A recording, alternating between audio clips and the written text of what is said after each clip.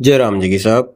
चालू धंधा है, एक टेम्पो है, अहमदाबाद में है और 10-12 हज़ार रुपये को धंधो बता रहा रेगुलर। और संडे के दिन बता रहा 15-16-17। और घर को सामान भी है। टेम्पो 1.5-2 साल पुरानो है, ज़्यादा पुरानो को नहीं। टेम्पो में कैमरा लाग रहा, फ्रिज है, पेटी है, बेट इन्वर्टर है, टेम्पो की लाइटा वाइटा सब कंप्लीट चालू। 2013 मॉडल टेम्पो है और 15-20 साल पुरानो धंधो है। यहाँ के पहली लारी है भी जो टेम्पो लगाई दो।